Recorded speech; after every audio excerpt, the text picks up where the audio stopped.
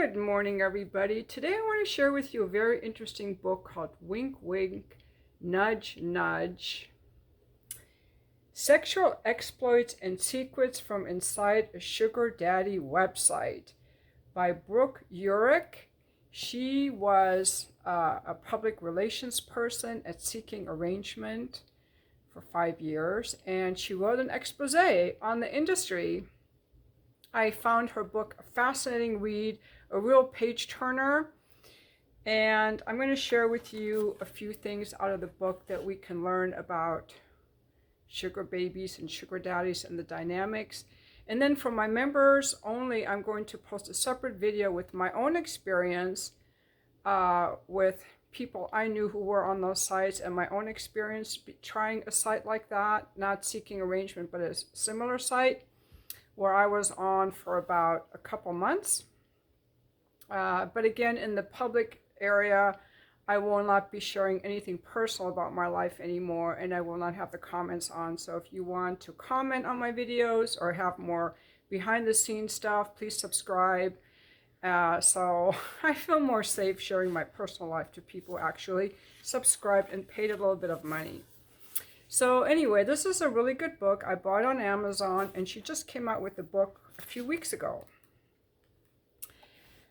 So I'm going to read to you from some of the parts of the book that I thought were really interesting. She says in the introduction that she now understands the ways that she was lied to and manipulated during her early years. And that is a big thing that women have to understand. I guess men too.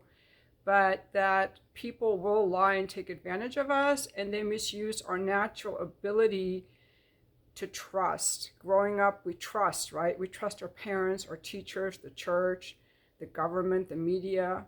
And then we find out later on, and this is my opinion, that they're all lying. The media is lying. I mean, just today we found out that the Biden administration paid $300 million to Reuters to write bad articles about Elon Musk. We know that they force the social media companies to, about the vaccine, COVID thing. Like, men will lie to us to take advantage of us, especially younger women, because they're still so trusting.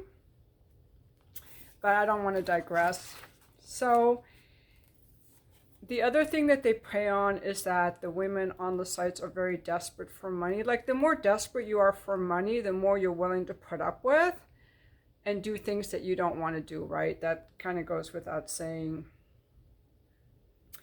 So let's get into some of the stories. She goes into some really good stories here. So she joins a sugar daddy site, and her first date is very interesting. She makes a profile, and I'm just going to read to you this paragraph. My Seeking Arrangement inbox is filled with sugar daddies. Most of them are asking for sex. Messages like 500 no condom are the norm. I get it. The site is basically for men who want to sleep with girls out of their league and are willing to pay for it. I'm not going to agree to sex with someone I've never met, but I could really use the money. After getting scammed by Chris, that was the first guy that she met, it's been hard to recover. Plus, I'm paying for my own college tuition. Being an adult is expensive. So this was in 2017 when the rates were lower, and Chris was a guy that took her on a sugar daddy date, never gave her any money, but took her gambling or something, and then after they never had sex. Then later he texted her to ask her if she would send him, put some money on a certain betting thing, and he would send her the money back. So she spent $500, her last money, to do this favor for him, and he never reimbursed her. So that guy scammed her. She was just very trusting. Like I said, trust is a beautiful thing, but look at what happens. People just take advantage like that. There are really men who are predators, and personally, I think that the young women are just so much more vulnerable because they haven't yet figured out, that some people are not trustworthy. Anyway, let's continue reading. I'm not having any luck finding men on Tinder. They all want sex too, but they don't have $1 to spare and want to go Dutch. If I like the guy and he happens to give me money, what's the difference? So she sets up her first date with a guy named John, and he doesn't have a picture on his profile, and he sends her one. And that's another thing, I guess, on these sites. The men don't have to have a profile picture at all. Okay, now she's living in Las Vegas at the time, and at the time, I believe she's 21. So she's really young, and she's meeting these older guys. And so she meets this guy, his name is John. They meet at the Hard Rock Hotel Circle Bar, and they have drinks for about an hour. She's like, at that time in her life, like drinking a lot. She had 3 glasses of wine. And then he just starts telling her how beautiful she is. Like, it's so loud down here. Let's go up to my room so we can talk. And now he's 47, she's 21. So they get up to his room, and he's got vodka there, but she doesn't want anything else to drink. And then he starts sweet talking her. He starts talking to her about a vacation. Like, where would your dream vacation be? And he holds her hand, looks in her eyes, starts trying to charm her. And she's hoping that he's going to take her. Oh, I met my sugar daddy now. He's going to take me on trips. She's thinking she hit the jackpot. And she's saying like, oh, I'd like to go to Greece or Italy. I've never been to Europe. And then he said, well, you know, and he squeezes her hand, I have a trip to Aruba planned, and I need someone to bring. I want you to come with me and be my sugar baby. And she's like, wow, she's thinking this was really easy. This is exactly what the sugar seeking arrangements promises. And I found it on the first date. I'm so lucky, lucky me. I mean, John isn't a prize, but he's not awful.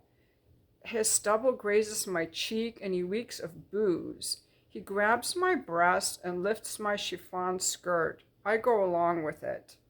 I want to be wanted, and this is the price I pay as an object of his desire. I mean, he's taking me on a tropical vacation. It's the least I can do. The next thing I know, he's on top of me, on the couch, unbuttoning his pants. I want you so bad, he says, panting and licking my neck. Now, I don't know. I hope YouTube might ban this if I read it, because they gave me a strike. They gave me a strike for reading a chapter from my book, The Fuck List. So I don't want to get a strike. But I don't think that this doesn't get any more detailed than that. So she says, I'll let him take what he wants, too drunk to care. It lasts all of 30 seconds, and I can barely stand once it's over. I usually don't get so drunk. I take a few minutes to collect myself. Then he emerges from the bathroom. You should go, he says. I'll call you. I'm not sure if I believe him. I find the exit. I'm still wobbly, but I make it to my car. It's been a week, and John has not called or responded to my texts. So much for Aruba. I've been duped. Why am I such an idiot who gives it up right away? He barely had to try. He got everything he wanted, and I got nothing. Would I have agreed to be with him if there wasn't the allure of being his traveling sugar baby? Fuck no. My throat swells like I need to vomit whenever I think of him. Is this what he does to girls? And again, she got nothing out of it. And again, notice how for the woman, like the guy got everything he wanted. Like, notice that for the woman, there was no pleasure or anything. She went along with it because he promised her this trip and she trusted him. Now, let's talk about her second date. So ironically, the second date is also named John. So she calls him John number 2. He's twice her age. And They go out to dinner. She gets kind of drunk. She goes up with him to his room, and she just falls asleep on top of the bed and wakes up in her clothes. Nothing happened. So in the morning, he greets her and is like, hey, do you want some orange juice? I left something in your purse. So she's got like a hangover. Her head is pounding. And she walks over to her purse, and inside is a wad of hundreds. She didn't count it, but it's more cash than she's ever had in her life. At least $1,000. Thank you, she says. She starts chugging her orange juice as he sits next to her on the sofa, and he starts caressing her leg and her thigh, and the reality sets in that she might have to fuck him for the money. Now, a lot of sugar babies, they really just want to be spoiled. They are not trying to have sex with old, ugly men. Okay? So now it's starting to hit her that she's going to have to do something for this money he gave her. And then she's like, I'm on my period. She lied. And he's visibly put off. So he says, let's take a shower. A shower sounds good, but I do not want to have sex with him. Not entirely sure how I'm going to navigate the logistics. I agree. He turns on the water and I get undressed. I meet him under the rainfall shower head and he kisses me.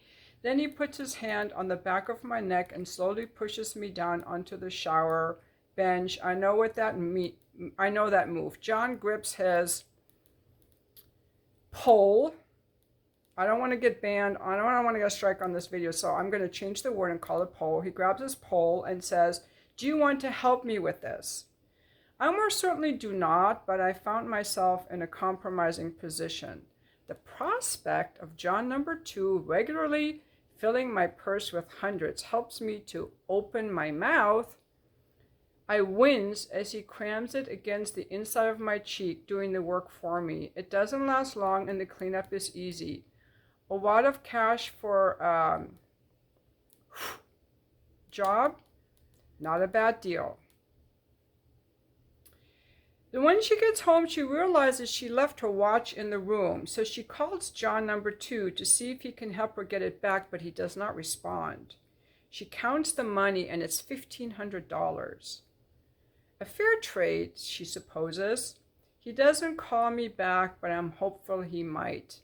And I don't think in the book he ever does call her back. And that's another thing about a lot of these guys. It seems like they just want a one-time thing, you know, like they come on there, the women are thinking they're going to have a sugar daddy who, like an ongoing type of a relationship with a monthly allowance where they can just be swept off their feet by some really rich, wonderful guy.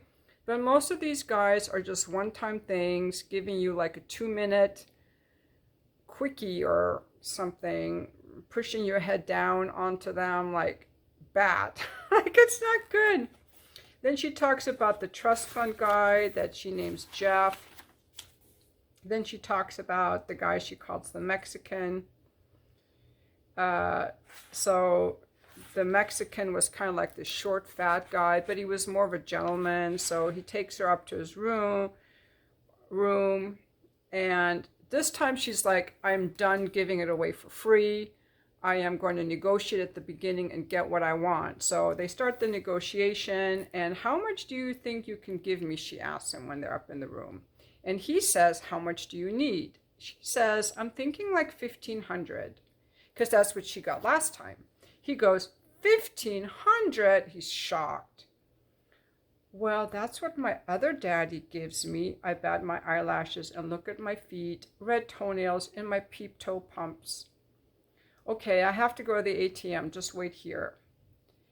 And then she's like, that's fine. She's like surprised that it worked. He comes back 10 minutes later and says, I was only able to get $800. I have a daily limit, but I can send you the rest tomorrow. And his hand is trembling as he gives her the cash, like he's really hoping that she's going to go through with this. I guess that's okay, she responds, trying to show her disappointment. So he apologizes.